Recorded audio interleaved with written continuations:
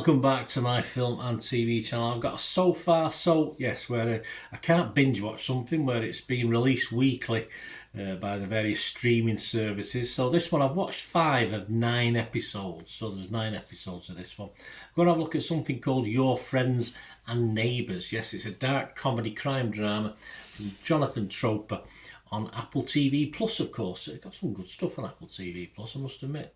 This stars John Hamm, Amanda Peet, Olivia Munn, Mark Tallman, Hoon Lee, Lena Hall, Amy Carrero and lots of others as well. And this premiered on April the 11th, 2025 with its first 2 episodes.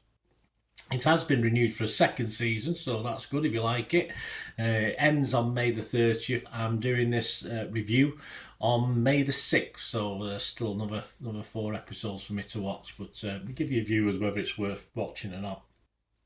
And let us know your thoughts about this.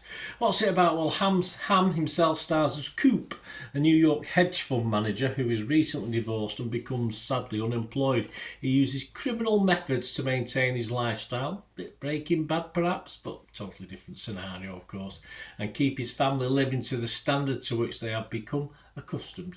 Yes, there's always room for a good steady drama. I mean, this is, I did mention Breaking Bad there, didn't I? But I don't think I put this up there with that originality, if you like, or quirkiness. It's not to be taken too seriously. It has a lot of fun. I think the people doing it will have a lot of fun without trying to be too clever. And that's okay for me. A really solid cast, of course, led by John Hamm, but a great supporting cast. And of course, initially away from the Hamm, the story appears not to develop fully for a lot of the characters. It's all through the character that Hamm plays. But then you get a little bit of a hint there's going to be a little bit more from other people in episodes 3 and 4 that'll add other strings to its bow. But I was initially invested very quickly in Hamm's character. So as he progresses and he gets allies and accomplices all the way, and enemies of course, as the thing goes through, it just increased the viewing pleasure for me, a switching dynamic in a positive way as it sort of did things. The settings are of course annoyingly attractive, all big houses, swimming pools, you name it, basketball courts and then their house, stuff like that.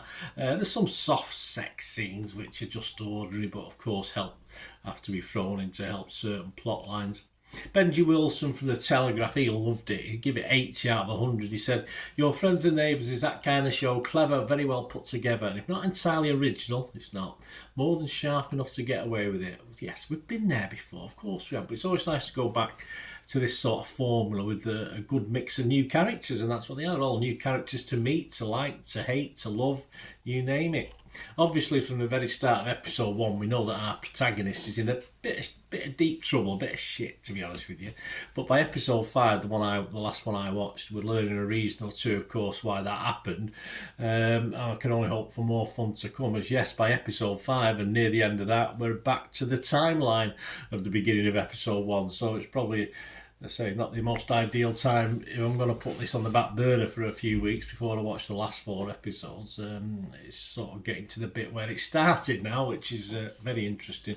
K.H. Unati from RogerEbert.com scored it 70 and said, while the series initially captures its audience's attention with the prospect of watching a rich man stealing from his neighbours, the secrets that continue to unravel are what truly reel viewers in. There you go, a bit of a reel there. Let's see what Kaya did there. The drip of interesting scenarios is as always very watchable and very bingeable because you just want to carry on watching.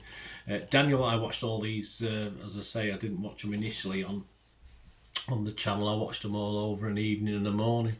Daniel Feinberg from Hollywood Reporter was amongst some that assumed this didn't quite reach its potential. I can understand that. He scored it at 50. He said, instead of taking risks, it's generally accommodating content to be real estate porn and a gentle lampooning of real estate porn all at once, which makes it easy for Apple to call it a drama.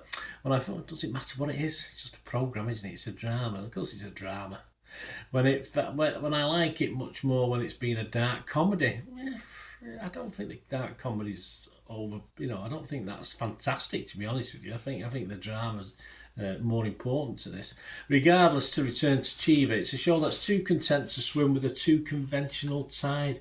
Ordinary can be okay. There's nothing wrong with an ordinary series that's just there. Sometimes that's all all someone has got, and as long as that entertains me, I'm not that bothered, to be honest with you. It's not being the next best thing. I'm not asked if it's not the next Breaking Bad or the, something like that. It doesn't bother me. Those sort of things usually crash and burn at some stage anyway, and the people are all critical of them as well. So viewers are never really happy, are we? Let's be honest about it. Sadly, anything can't be a Breaking Bad, or even if we're looking at Ham's character, it can't be a Mad Men, can it? Of course, I'd love another few series of Mad Men. I loved it. I love Mad Men, but they have a time, don't they? And so this is something else. Isn't as good as either of those two, Breaking Bad or Mad Men, but it's okay. And a second series, as I said, is in the pipeline. So for me, it's so far so good. Some other scores: Rotten Tomatoes, 44 were fresh, just 10 rotten, so that's okay. 82% positivity. The consensus, the website, an acidly witty riff on Breaking Bad. Your friends and neighbours, class commentary occasionally stumbles, but as an endlessly watchable avatar in star John Hamm, it does. It becomes a bit one-dimensional. It's not very. I don't think he's got the greatest range, but what he's got is good, so it doesn't really matter. Metacritic scored this 61 out of 100. 12 were positive, 10 were mixed, and 1 negative. Rotten Tomatoes audience liked it, 81% positivity. Metacritic users 6.3 out of 10. And Internet Movie Database, almost 6,500 scores and reviews, and it's getting a really healthy 7.8. So I can imagine this scoring long term anywhere between 7.5 and 8 out of 10.